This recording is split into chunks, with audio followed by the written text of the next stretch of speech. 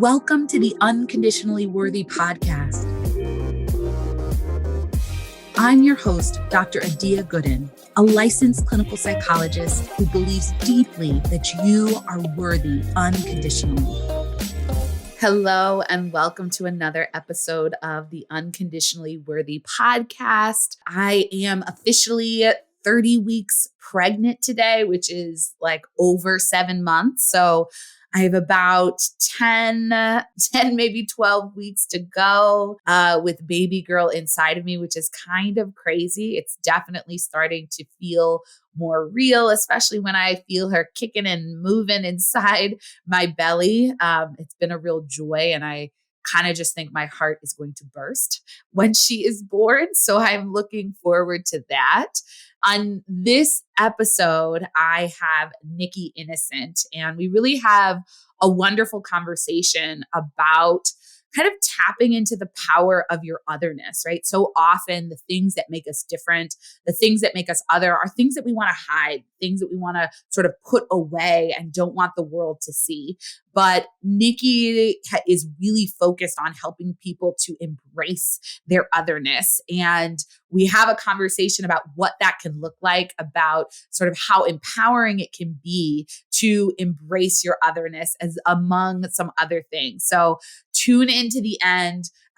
Be sure to let us know what you think, what comes up for you as you listen to our conversation. And as always, thanks for listening.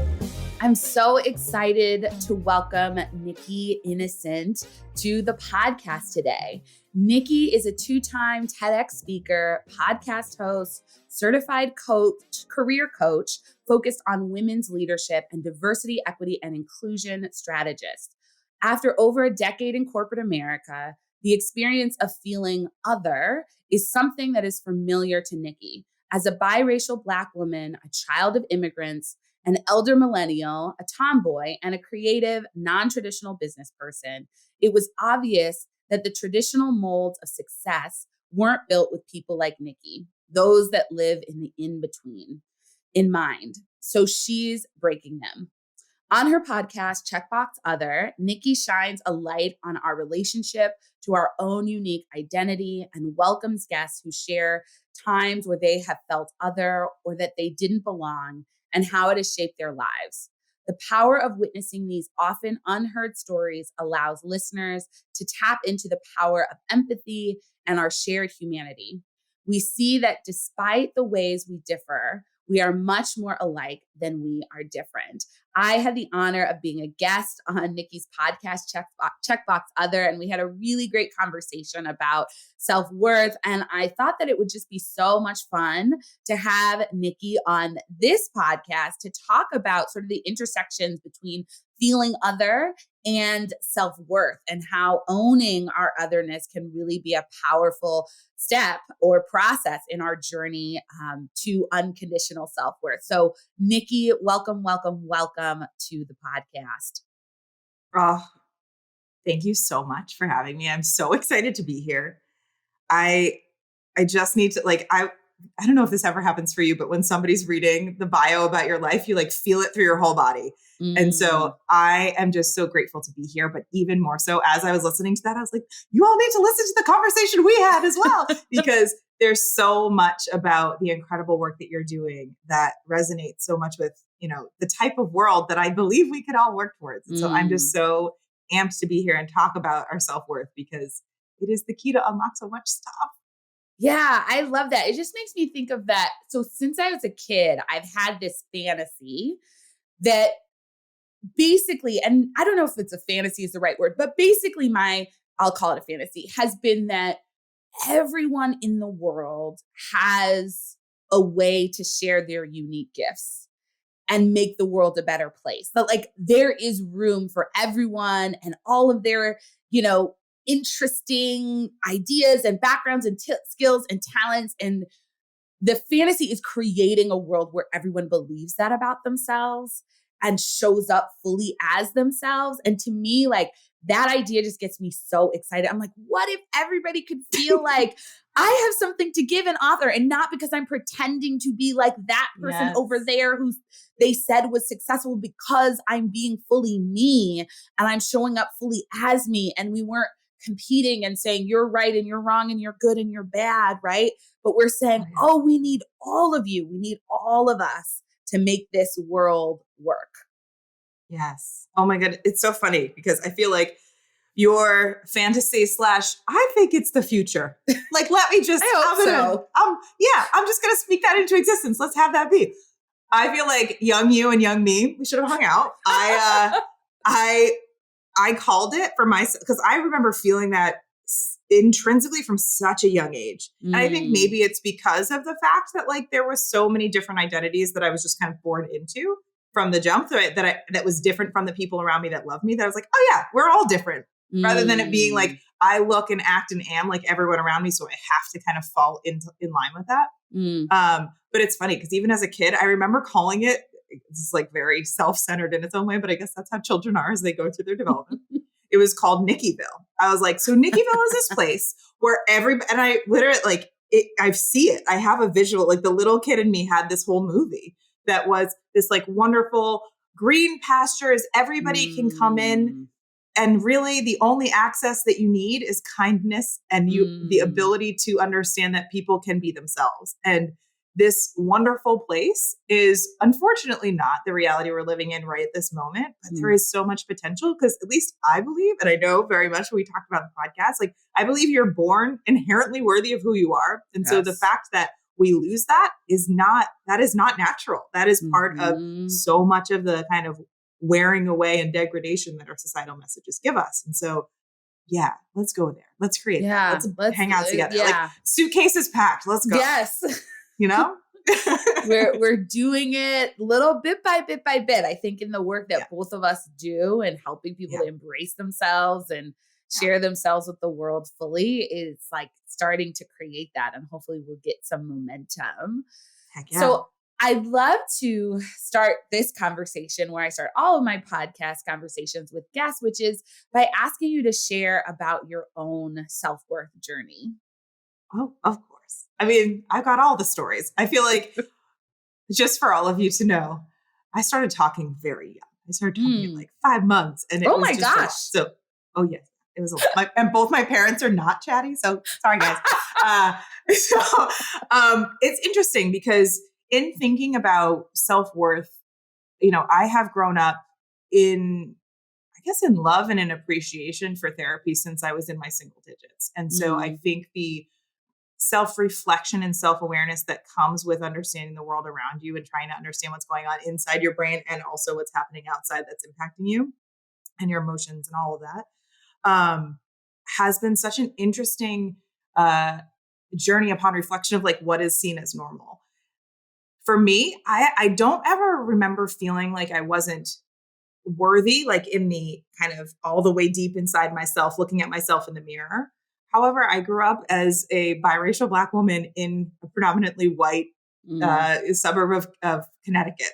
So all of those elements of just the kind of my racial dynamics, being a woman that loves sports and really had no, I grew up with both my parents. I would say both my parents are feminist. And so very much we're like, you can do anything you want to. There is no one way to be a woman or be a girl.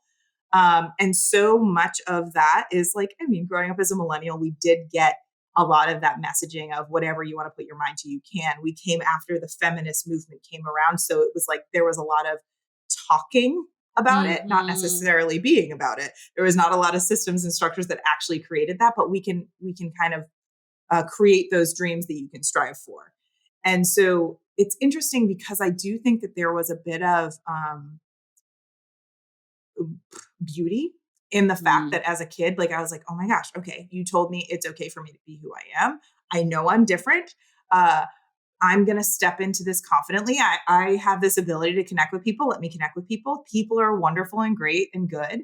And so this very kind of blind optimism that then, then the world started kicking around a little bit and kicking around at a relatively young age. So I grew up in a house after my parents were divorced when I was 3, so pretty young. and not the normal divorce story, at least when I was growing up. Like my parents still are like very, very pleasant with one another, friendly with one another, care very much about one another. And so that story never really fit, but it very much was a chasm. And my mother, both my parents remarried, and my stepfather was a very complicated person that created in my majority of my time, my home, a very challenging, and what I now know with the language I had through kind of therapy and trauma research, and even just like very much diving into why am I the way that I am, it was a very abusive environment psychologically, emotionally, and verbally. But I didn't know it at the time because kids, we know what we know. That's our reality. And so while I was this like, I mean, strong, I know who I am, I know why I'm here kid, I was also in this home that was constantly telling me to be quiet, constantly telling me to like get in line and also be the audience member to somebody else's journey. And, you know, there's a whole lot of other stuff that I could easily start talking about here, but that's not the point. But there was a part of it that was like this very true identity to who I was and the world that was in my, you know, the four walls of my home that was such a juxtaposition to one another. And still having so much love for my mom and my dad and other members of my family, but also being like, how can these two things exist? And as a kid, I don't remember thinking it's me, but I do remember thinking I've got to survive this.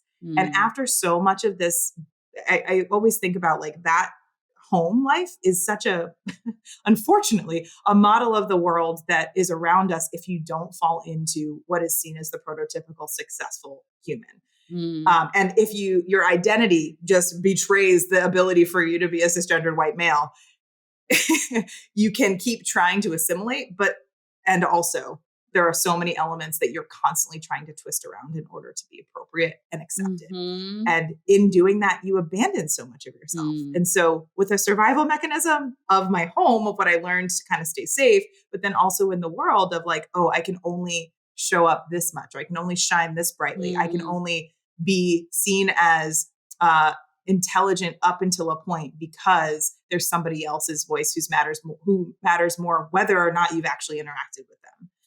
And so there was this odd juxtaposition of like really deep, like, I know why I'm here.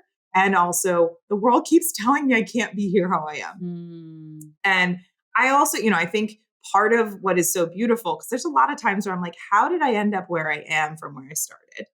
And I think a huge part of that for me was I played sports. I always say like I learned how to play soccer almost before I could walk. And I do think the ability, especially in the last like 5 or 6 years, I've always been like, I wish more people learned how to lose, because I think in sports, it like is built in that you learn what it feels like to lose and you still get up anyway. You learn what it feels like for somebody to score on you and you get up anyway. You also learn how to gracefully win.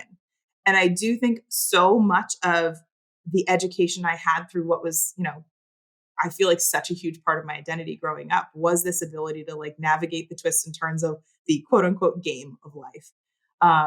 And so as I grew up, and there was for sure, I mean, I grew up in a place where, I don't know, we talk about it as like Northeast liberal racism was very much rampant in its own like, oh, that's sweet, but you know, sorry, we don't have watermelon and collard greens for you, was one of the first things that my boyfriend's mother said to me when I came to their house in high school. I was like, what? It was, and you know, take that out of context for somebody that doesn't understand.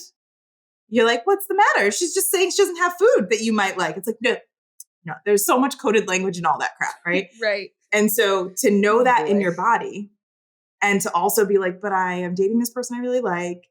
I, you know, want to be here and want to be in this space. It's constantly this negotiation internally of like, okay, I am valuable. However, in order to be in this space, what kind of trade-offs do I have to make? And then, you know, as we grow up, at least as I grew up, I wanted to be in a place where I was financially independent.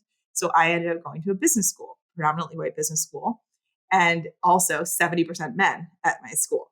So it was very much like all these spaces, I feel like, I don't know why I kept doing it. I kept entering these spaces where it was like, this isn't really made for me, but let me try. And my career ended up being very similar. And I ended up about 6 years ago, right before, I always think people as they're turning 30, there's a lot of realization that comes around. You're like, okay, so I'm supposed to be an adult and I'm supposed to know what I'm doing for the rest of my life. how have the last 30 years been? And do I want to stay on this track? And at that point, it was like 28, 29, 30. I was hitting a burnout wall hard. And I realized it was because I had lost all sense of self in the identity I had operated within. And that came with degrading my relationship to how worthy I was. I tried to be I tried to wear the outfit. I tried to speak the jargon. I tried to really be successful in a way that actually never resonated with me. I was never passionate about working in corporate America. I can tell you that.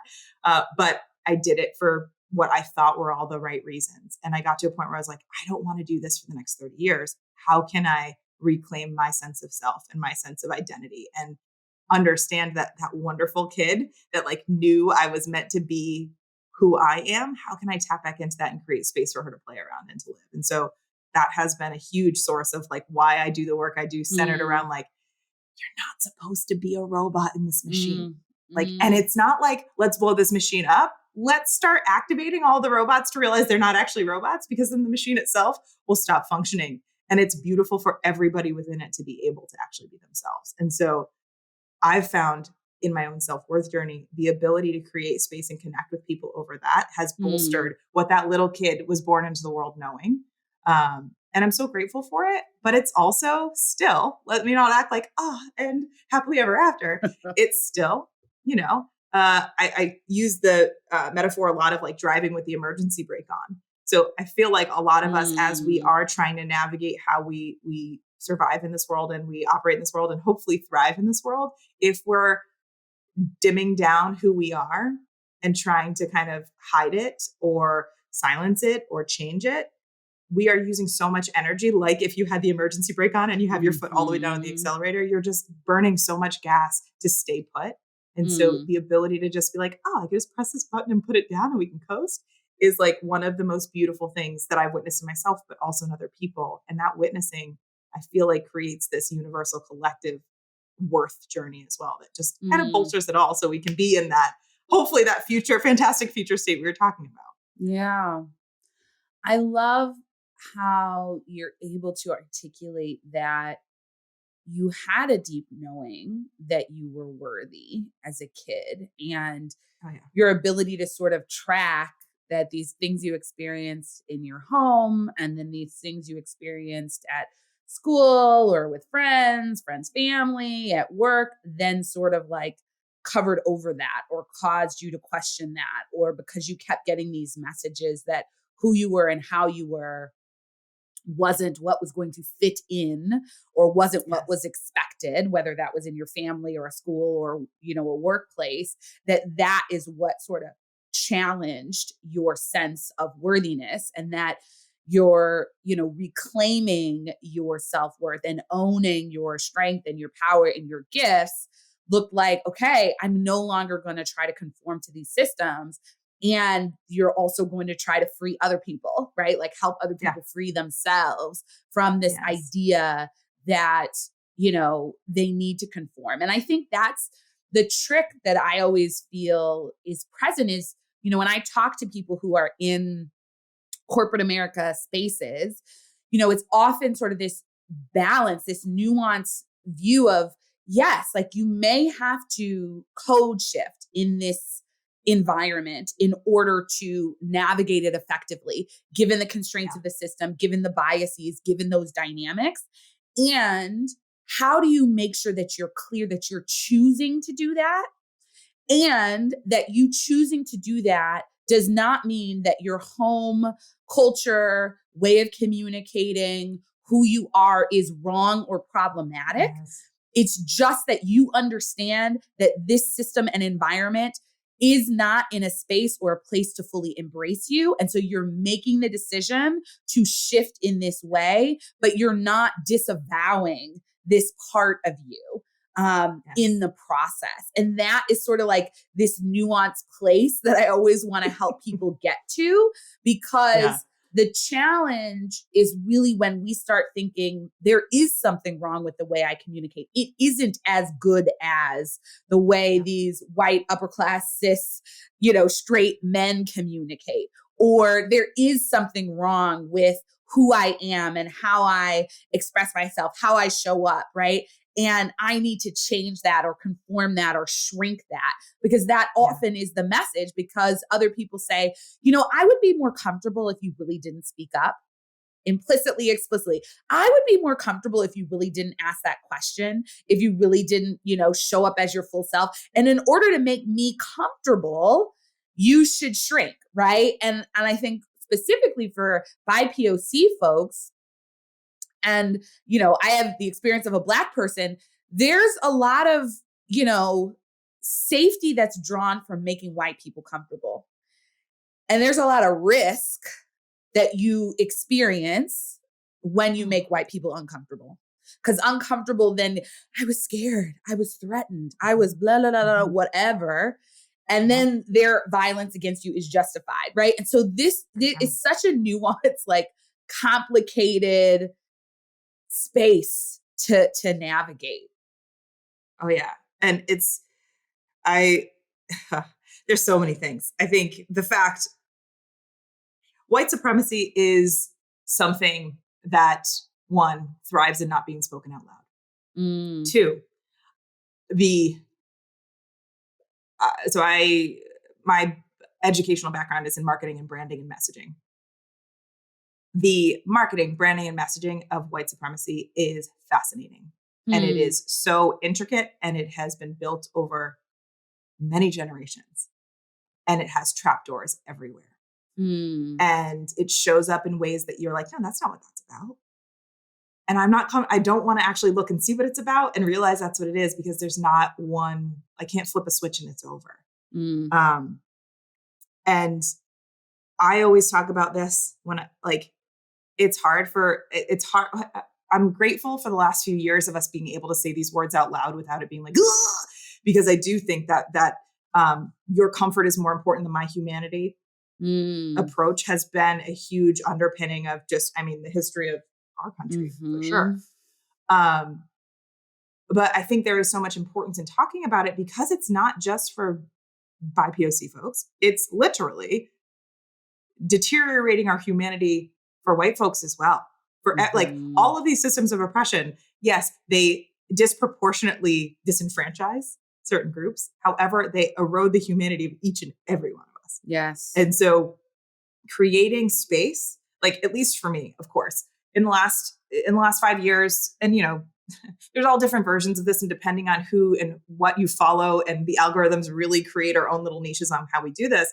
But there's definitely a camp that, as we're talking about creating a future that's no longer oppressing people, is about kind of leveraging the tools that are telling you you're wrong, you're bad, stop doing what you're doing, change who you are, in order to get us to a place where we're all free and liberated. Or at least there is justice for what harm has been done. And I understand that, we've learned that kind of way. We live in a very punitive society. I understand that would be a way we do things. I choose to create space that is, let's talk about that thing, but let's not make you the villain or the hero in talking about it. Let's actually talk about what that thing is, and allow ourselves to, I know this is kind of a background in social work, but sit on the same side of the table and look at the problem, rather than you being on one side of the table and me being on the other, and us fighting over what the problem is in the middle. Because oftentimes that is a comfort in our society in particular, is let's split into our factions and let's fight each other, rather than saying, can we be team? Let's be in a place where we're good to each other and see how we can do that together. And we might not agree on everything, for sure, but is there a way for us to learn how to gracefully operate on this playing field, so we can honor the humanity in each and every one of us? And again, it is one thing for a group that hasn't had to actually consider the fact that their existence is disenfranchising other folks to actually see that. And that, I feel like, is that the fragility, the discomfort that we're all kind of tiptoeing or walking around eggshells on, that it's okay to create a space for that to exist. And, I know I will talk about therapy all day if I can. I think in therapy, one of the things I have learned over almost 30 years of going is that oftentimes it's the thing that makes me the most uncomfortable, or the thing I'm the most afraid of saying out loud, that unlocks a door that isn't nearly as armored as I thought it was, or didn't have nearly as much power as it has had over me in avoiding it. And I think creating a space where I'm not yelling at you in order for you to start to do those elements and step into a zone that doesn't feel comfortable. But I'm also going to urge and embrace the discomfort a little bit, because it is important for us to make change. And so for sure, I think as we change this relationship to ourselves and our collective humanity, that we are all different, and that's okay. It really is important for us to get used to feeling uncomfortable and not necessarily think that that means that we need to shut down, or that fear is something that means, okay, we need to go back to our camps and then fight in the way that we've always fought before, that has led us to this same point in history over and over and over again. And so, yeah, I mean, I have witnessed time and time again when I'm having conversations with people that I do not disagree with, the ability to just be like, all right, that's okay that you don't agree with me, disarming the conversation and not even knowing that it was going to, being like, okay, cool. I don't agree with that, but it doesn't mean I'm not willing to hear what you have to say. And it doesn't mean that your experience is not valid. Let's talk about it like people. And especially, again, in the last decade, the ability to converse over something we don't agree on has become less and less. I don't know if it's, I mean, I know technology has played into it. I know kind of our, the way that we've kind of self-segregated in a whole lot of ways in our identity buckets, but there is so much beauty at like coming to that table, sitting on the same side, looking at the problem and being like, you might not believe what I believe, but let's say what we believe so we can operate from like facts on the table, at least the opinions on the table, so we can move ourselves forward. Yeah. You know, it makes me think of the Audre Lorde quote, the master's tools will not dismantle the master's house, right? And yes. This challenge of how do we do something different, and how do we not adopt the same, you're bad, you're wrong, I'm throwing you away approach to trying to change, which is very much where we are, I think, in the socio-political world right now. And so I think that is true. I think the other piece is there is healing that needs to happen in order for conversations like the ones that you're suggesting to be able to occur. Because, you know, I think about just how heartbreaking it is, this, you know, these laws around, you know, trans youth, or, you know, it being considered child abuse. And, you know, the Texas governor saying it's child abuse to provide trans youth with gender affirming care, or was it Montana signing something? And it's just like heartbreaking. For sure. And you think about, like, we would not ask a young person or an adult who's trans to sit at a table with somebody who has, you know, promulgated one of these laws and like talk it out. You know what I mean? Like, it really requires that there's healing, that there is an acknowledgement of the harm that has been caused. And we're in this space where people, I think, feel like you can't say you were wrong, right? The idea of changing your mind, everything is documented, right? Because everything's on social media.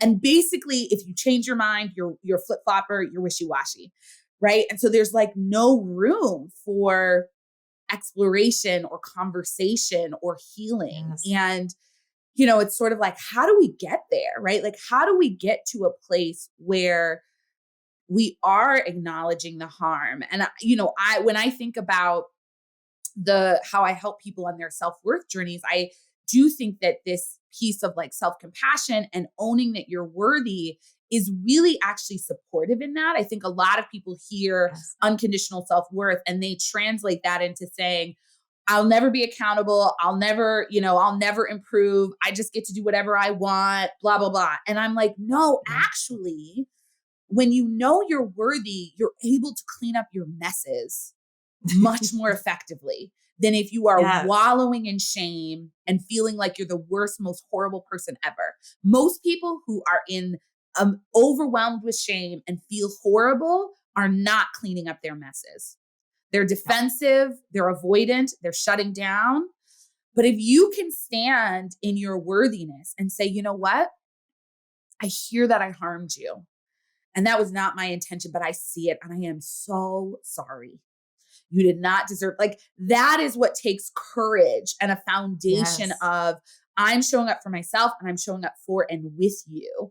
And so I think that that is sort of like some of the power of working on these things for ourselves. It's not about navel gazing and just self-indulgence. It's actually about showing up to the world and to these challenges that we are clearly seeing in this world from a grounded place that allows us to engage in the conversations and in the work constructively instead of polarizing, accusing, throwing each other away, punishing, which really just gets us nowhere. Yeah. And, it's that all or nothing thinking, right? It's either I win or you lose.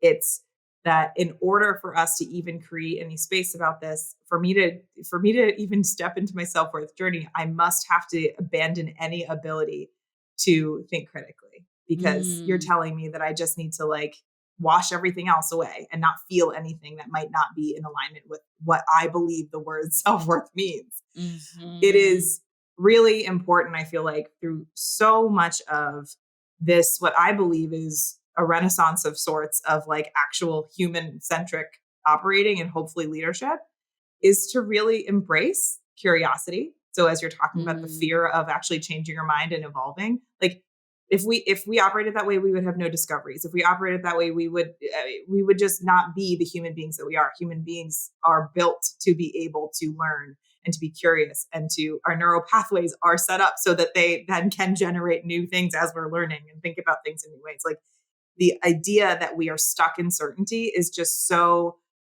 counterintuitive and it counteracts our biology. So for those folks that like use biology as a way to keep us where we are, it's actually not true. We're constantly evolving and changing. Just our cells are doing that. I mean, super baseline, like bio in like middle school, like you learn those things.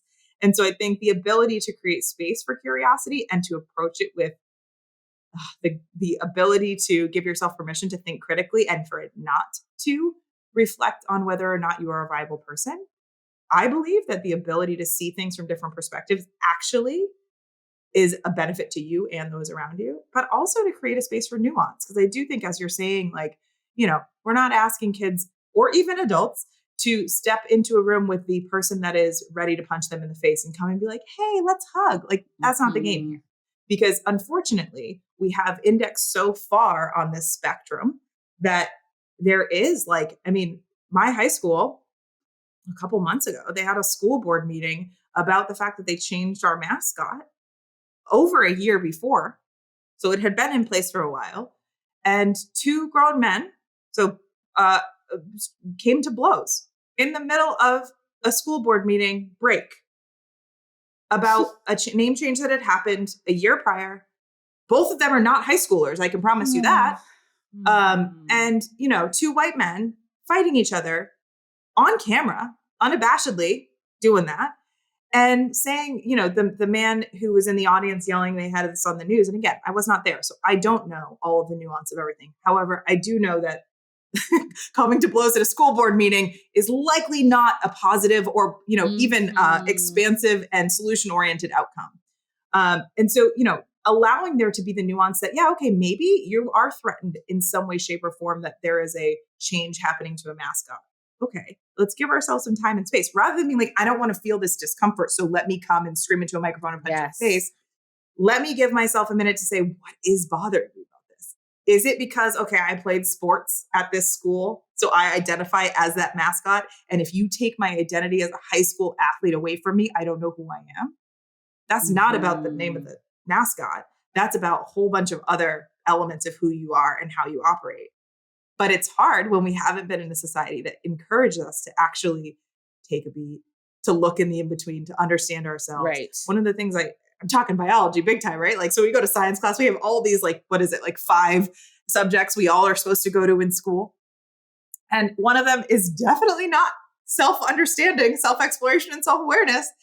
And that is the piece that I feel like we would all benefit from, understanding who we are and how we operate, And even like coping mechanisms, things that we think are just the way that everybody else operates. Oftentimes that's not why it's happening. It's not that it's the downloaded, like I always think about it like an iPhone. It's not the factory settings. It's oftentimes what we learned based on where we were and what we went through. And how can we understand, all right, am I actually in alignment? Are my values in alignment? Are my beliefs in alignment with the way that I've learned to act and survive in situations where I feel uncomfortable, where I feel in power, where I have privilege, or where I don't feel like I have power, where I feel like I am the person that's being targeted? And so I think it is, unfortunately, we have a system in society where there are so many folks, as we are prioritizing comfort, that don't actually have that lived, embodied experience of what it is to not be the person where everything is built for you. And so it's really, really hard to empathize as we start creating a world that is not saying you don't belong here because you had power before. It's, can we open up so that there is more space for other people to exist as themselves rather than trying to be like you? And my coaching is rooted in education around women's leadership. And in women's leadership, one of the main principles is about the fact that we need to throw away this idea of a zero-sum game, that in order for me to succeed, you must fail. In order for me to excel, I need to push you down. I need to step on you to get there. It's the idea that like we have a finite amount of pieces in the pie. Unfortunately, again, I could get on all of these soapboxes here and talk about it, but like we have so many systems that benefit and are profitable because of our reliance on this idea that in order for me to move forward, somebody else must have less or fall by the wayside or fail, or, I need to beat them. And without our understanding of how to kind of navigate the reality that like, at the world, we're all here for a reason. It's going to be really difficult for us to have those conversations if we're not willing to be human with one another. So we can't see each other as mutually viable and valuable people. Yeah, that ability to step to the table and to talk to a person that's causing harm, it's going to be really, really challenging and difficult. And at least for me, I feel like creating a space for people to be able to have that moment of, oh my goodness, the reason I'm mad about that mascot has nothing to do with the mascot. And that's not like, let me shine a light on you and let me blast you on Twitter. It's literally like, let me have a minute to reflect that myself. And it might take me more than a minute. I might actually need help. Am I actually allowed to ask for help?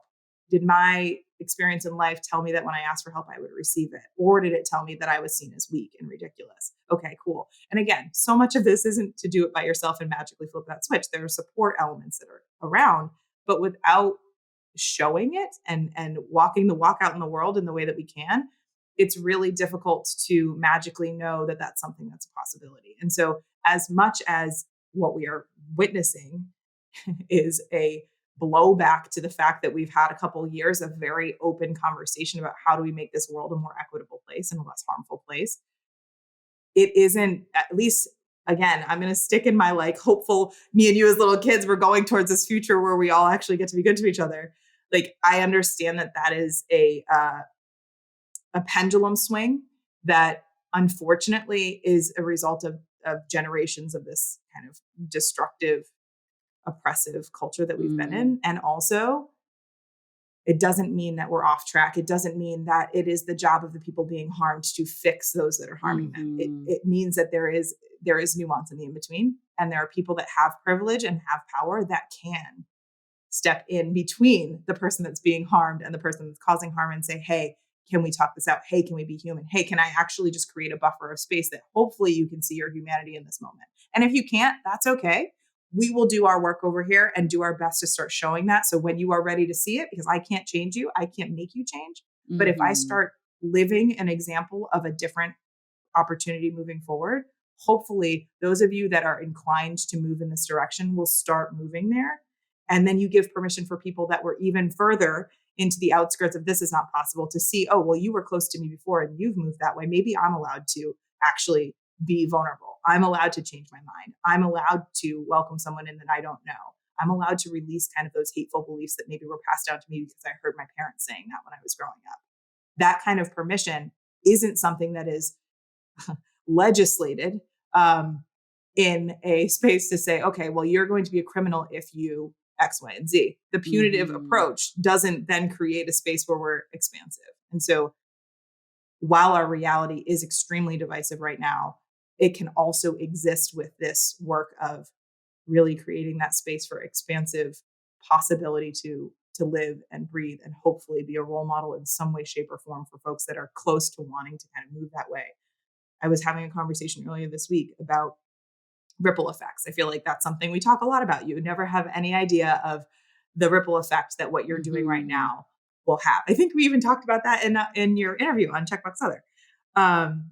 And I feel like we are in a time generationally for sure, but even just the demographics of America, where there is a huge shift happening, that all of those ripple effects that have been happening over time, and each of us having our own little ripple effects in this present moment, are turning into a wave, that wave is getting larger and larger, all those ripples, that is actually shifting the tide. And it might not feel that way, because if you think about how the tide works, there has to be this big, huge draw in order for it to come. And so we have this really combative, dehumanizing rhetoric, legislation, world war dynamics coming up that are in response to this pull of like, actually, we're all kind of feeling more like humanity is the way to go. And so we think about millennials are the largest generation at this point. And the millennial generation is more diverse than any generation before. From a gendered perspective, women have not been more educated than ever before. And so the idea that we can actually create a space where that idea of the zero-sum game doesn't exist, that we can be more collaborative, that we can lean into the things that have been traditionally seen as feminine or female, whether they are or not, because femininity and masculinity are a spectrum, and we all actually embody both. It's amazing. But we can move ourselves into seeing these examples of what it is to live in a way that isn't destructive and isn't causing and creating pain and creating harm and extracting from one another all the time. Well, I love that you brought up your sort of coaching of women leaders and sort of talking about new frameworks for leadership. I mean, I think one of the big shifts in the feminist movement is sort of, looking at, I think about Black feminism, I think about bell hooks, and, Yes. Thinking about, what does it look like not for women to try to be like white men in their leadership and conform, but to be themselves, right? To own their power, to own, maybe their otherness. And I'd love for you to share kind of what you think is the power that people can draw from tapping into and owning what makes them other, what makes them different, right? Because we live in a society right now that says, be the same, be like this. This is the model. This is how you operate, right? Like, this is how you succeed. This is what success looks like. And I think the people that we are drawn to are often people who are doing things differently and creating different molds, but it feels scary and it feels vulnerable to do that ourselves. So if you think about your coaching or kind of just how you think about it in general, like, what is the power of tapping into our otherness? Well, I will say, I will go to, for those of you that are business folks or are familiar, I mean, this isn't some profound principle, but in business school, one of the things that they talk a lot about is the power of differentiation. So for a business to be successful, and we think about like these wonderful, like the Facebook of whatever, or the next Uber of whatever, the idea is that you've created something that is different. And we embrace that difference. And that difference is something that's successful. It is something that can innovate, and it's something that can move us forward. So within the business space, we actually very much understand what it is to appreciate the fact that there are ideas outside the box. Unfortunately, the way that all of the wonderful masks show up is that if that idea is shared by a very specific identity, it's heard more loudly. But the idea that we can embrace something we haven't seen before, we can embrace something that's different, we can create more space for new alternatives. Like, that's not new news. It's just that the message has been shoved down our throats for so long that, like, as a person, the vulnerability as a human being to do that is just far too risky. And, who do you think, depending on the messaging you get, who do you think you are that you can step into that space and use your voice? Why do you think your story matters? Well, there's never been anybody like that before, so we can't believe that you have the capacity to do, you can't lead because there's never been anybody that's looked like you that's led before. It's like, okay, if you want, give me any leader and I can find some element of who they are that hasn't led just like they did before, but that wasn't the thing that stood in your way. And so the power of owning your otherness, at least to me, is that self-worth bolstering, that kind of creating a really strong spine, because you don't have control of what's happening outside of you, but you do have control of how you can kind of operate and navigate that. I also think that power of representation that I think we are seeing more and more. Unfortunately, that I think, at least in our, I think of growing up and it being more like tokenization than representation oftentimes. But the ability to witness other people standing in their otherness is something that gives you the permission, even if you have that otherness is not related to you in any kind of way, but witnessing somebody stand in what doesn't seem like it belongs is a really, really powerful thing to add to your memory bank, to add to the data of what it is to be a person. And so the power of owning your otherness is going back to that metaphor of literally just getting your energy back by putting the emergency brake down. There is so much, if we think about the fact that we are in a culture of burnout right now, sure, from a career perspective, but also from like the life perspective of operating in a pandemic and trying to act like nothing's happening in a lot of ways and still be super productive and pay all the bills that are just magically getting higher and higher for some reason where there's no real need for them to. All of the things around us are set up in a way to make us feel like we should be small, and the ability to say, you know what, no, I'm actually going to take up my space. Those minimizing things, I always talk about them as like the boogeyman. Like they feel so heavy. They're the thing that keep you up at night. You don't want to open the door to your closet or look under the bed because you're like, what's there? But once you actually open the door and you shine the light, you're like, oh crap, there was nothing there. Okay. My fear was there. It held so much of my energy for me to sleep, right? I mean, how much power do we have when we actually get a full night's rest? Like very, very, very, very literally, like the ability for us to not be putting on those masks, to be playing those parts, to be twisting ourselves into a mold that is not us.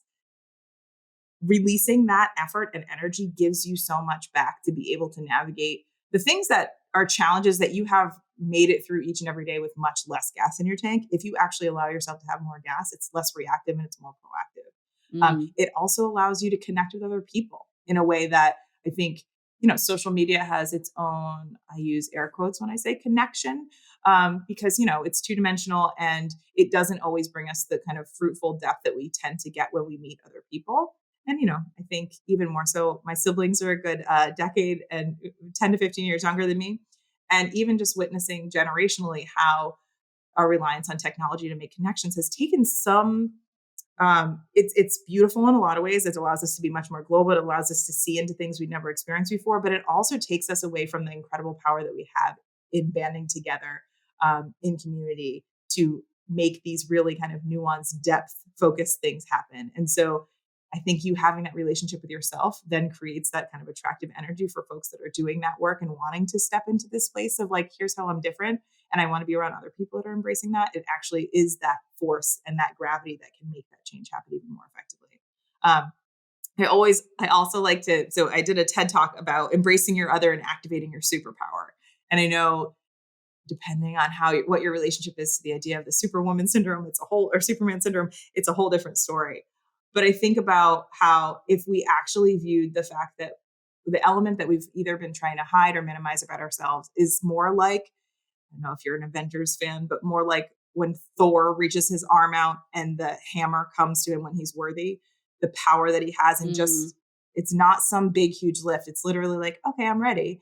The ability for you to create space and permission and love and care and compassion and grace around that otherness that has been kind of that little, don't let anybody see you, hidden away. If we can actually change our relationship to that, we have so much more that we have the power to do, but we haven't even been given permission to come close to it. And so witnessing it, I actually think is one of the most important parts of understanding your otherness, but also seeing and feeling the power of it. Because I can say it as much as, I can try to convince you, I can give you all the stories. You can listen to my podcast, every single one of it is a story about other. But until you're able to witness and feel that in yourself, feel that kind of energy coming back, feel that power coming back in your spine, especially in moments where your entire life you felt as though the power is in someone else's hands, that witnessing and that aha moment, that experience for yourself is the most powerful thing you'll have. And so I do my best to create a space that if you're willing to try, I'll hold some room for whatever stumbles are created in there or whatever, like, what I call whisper issues, those things that you're like, I don't really know if I can say that full voice, but can I ask you this question? Mm-hmm. That as we're trying to navigate, how am I allowed to stand out is different rather than, I tried to do that one time and somebody smacked me down. Or like in high school, that was the thing I was made fun of. Is there room for us to redefine and rewrite that story? Yeah.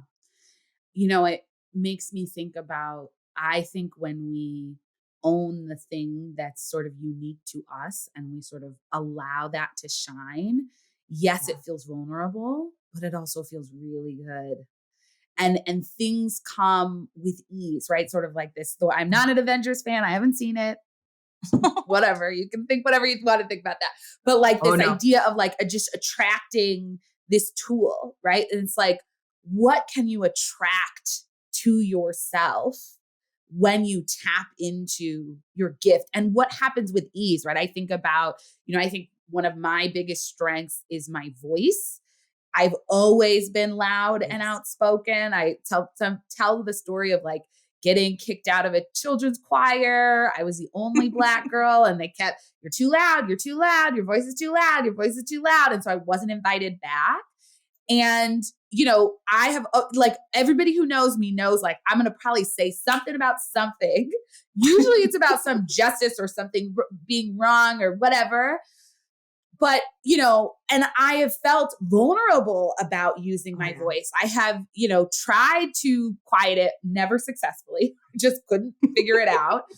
But I also think about like now this is like my biggest gift, right? I think about, doing my TEDx talk and how that has brought so many things to my life, speaking opportunities and things that just with ease, like somebody sends me an email and it's like, oh, that's an amazing opportunity. I'd love to do that. Right. And this sort of like, how does tapping into our otherness and our gifts actually allow us to create the life and the world that we want with ease, not with struggle, right? Because so often when we're trying to fit into these molds, right? The emergency brake in California, we always called it the parking brake because you needed a parking brake because you're on a hill. Yeah. But anyway, emergency / parking brake, right? Like it's so exhausting. It feels like work. It feels like struggle. It feels like efforting.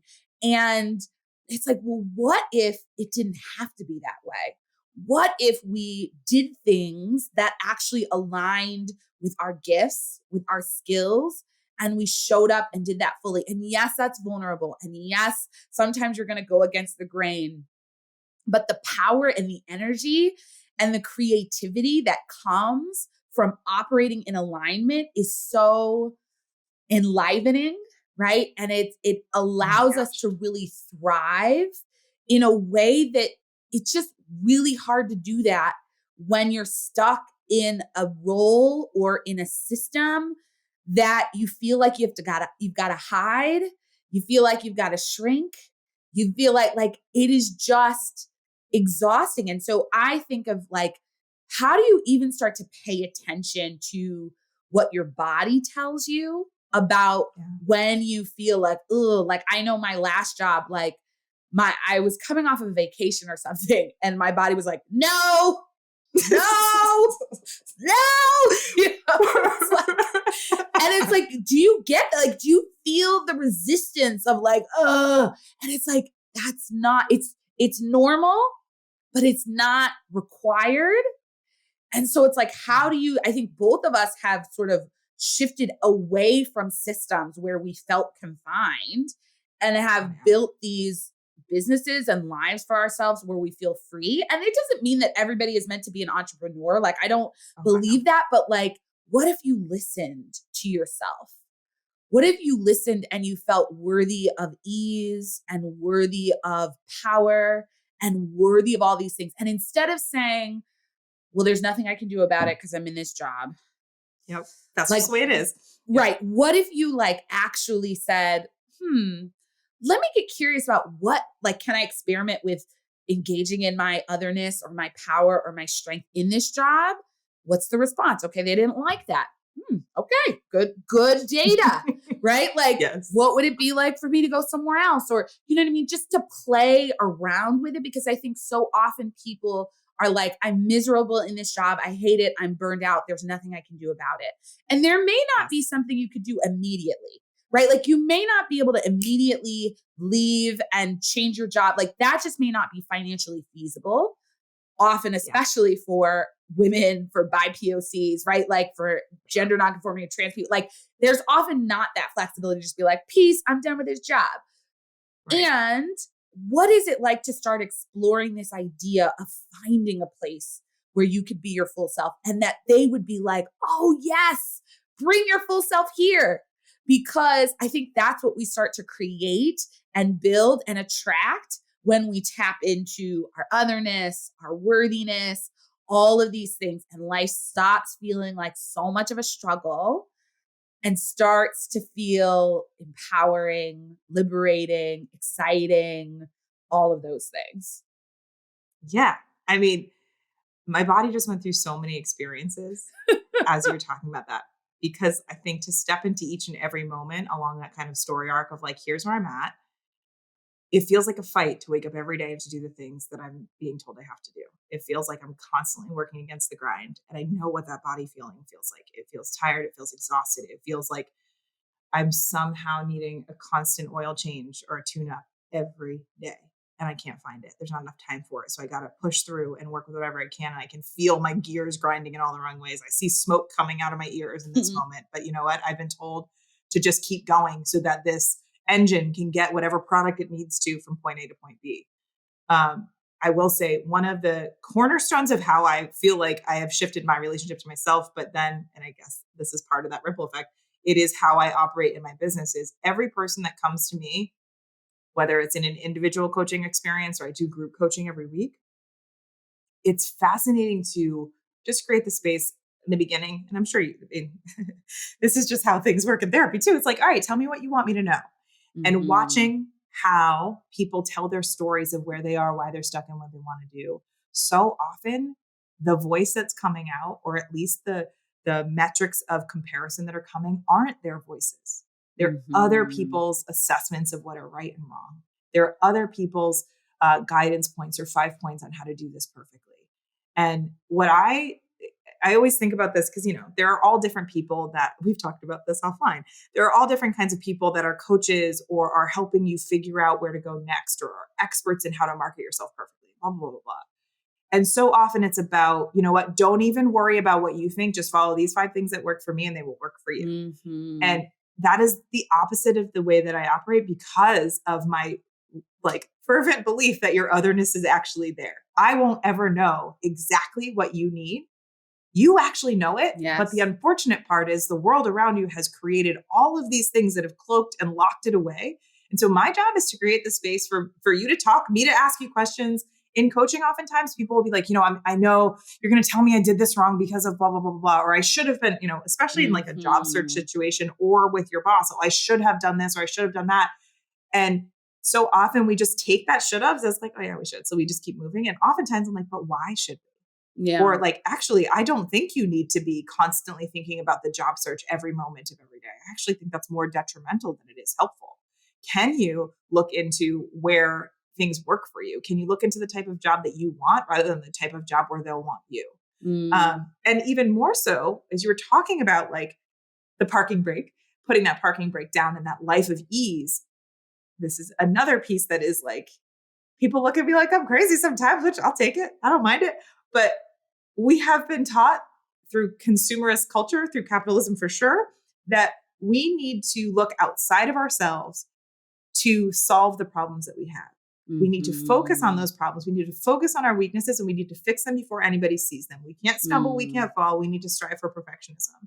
And the idea that by putting that parking brake down, by living in ease, we're actually like, you know what? Yeah, I'm weak, but that's not where I'm going to focus all my energy. Yeah, I need something, but I don't need to focus every single moment of every single day on that need. I have so much. And so when I work with folks, it's really about initially shifting from that weakness focus lens to that strength focus lens, to that, okay, who is telling me, understanding the voices in your head and realizing that a lot of them aren't yours, that are telling you to do different things and to be a certain way in order to be acceptable or viable.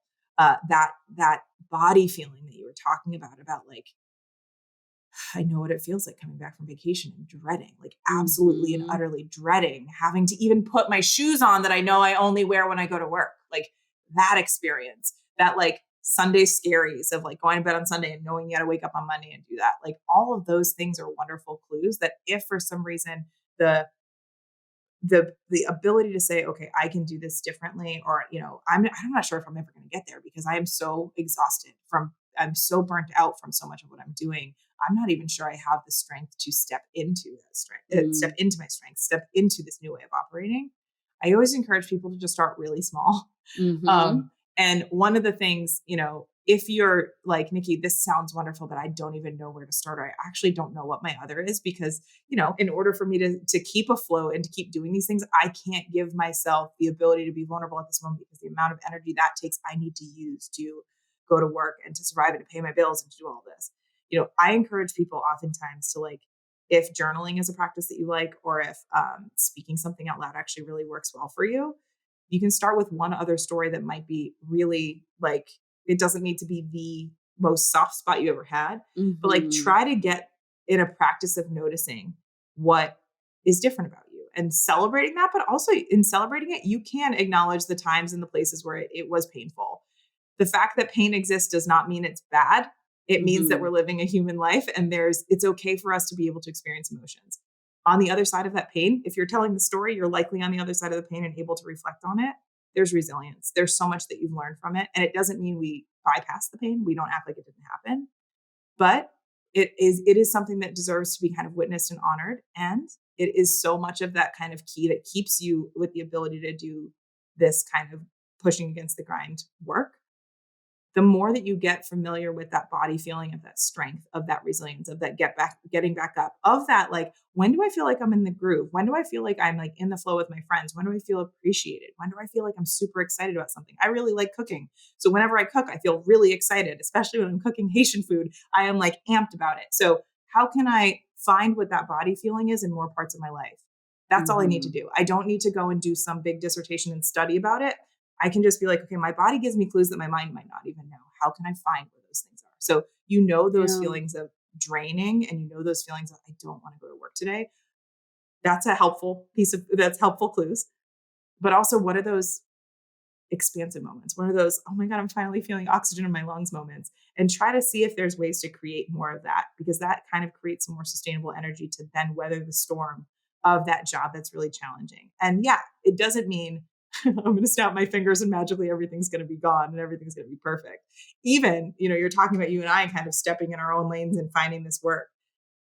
I mean, you could talk to my therapist yesterday. You could talk to my friend. Like, there are many moments where I'm like, this is extremely difficult. I felt like crap today. I am doubting myself. Is this even worth it? All of that stuff is still happening no matter where you are. And that's the human experience of us actually navigating the ups and downs. And so if you have the ability to bear witness to these things outside of just the stewing in your brain, like getting it out on paper, talking to somebody about it, you can realize that it isn't the fullness of your identity, that you exist with that. And it's not the thing that defines you. It gives you so much more autonomy to be making choices in alignment with those things that light you up, with your values. And it helps you see from a more kind of strategic point of view of like, here, when I take this turn, it actually results in this further down the road. Oftentimes when we're exhausted, we can only think of what's right in front of our face. Yeah. I mean, we could talk about this forever, but we're sort of out of time. So we have to kind of wrap it there. But, thank you so much for being here, for sharing your wisdom, for sharing your insight and expertise. Can you briefly just share where people can connect with you further or find you if they're interested in some of the coaching services you provide and that sort of thing? Yeah, of course. I mean, the easy part is, so my name is Nikki Innocent. There's not very many of me, but I did find there was one other person with my name. But on social, all the things, I'm at Nikki Innocent. So if social media is the way that you like to do this and you want to learn some more, feel free to go there. I do a weekly group coaching call. It's a membership that's known as the Career Lounge, where you show up where you are and we really navigate whatever challenges are coming up for you. So if any of the stuff we talked about resonates with you, feel free to join us. It's on Thursdays, and right now we're offering a free week trial, so you can give it a try without having to be like, yeah, Nikki, I'm all the way in. And I also do one-on-one coaching. So if this is something you really want to dive into, I would be just honored to be able to be the person that can bear witness to your journey. And I've got all these wonderful things and these wonderful tools that we can use, so you don't have to feel like you're alone. I'm going to just hop on the unconditionally worthy train. You are unconditionally worthy. And the world is telling you otherwise oftentimes, but that is okay. We create spaces. I know you do as well. Create spaces for that to be, even if it's an hour of time that we can step into, be like, oh my God, this is the reality I knew was meant for me. So I am amped for all the amazing things we get to do together, hopefully in the near future. And for those of you listening, thank you so much for your time and your ears and your energy. Thanks so much, Nikki. And we're going to link her website and socials and all that stuff in the show notes in the description, so you can find more there. All right. Thanks for being on. Thank you.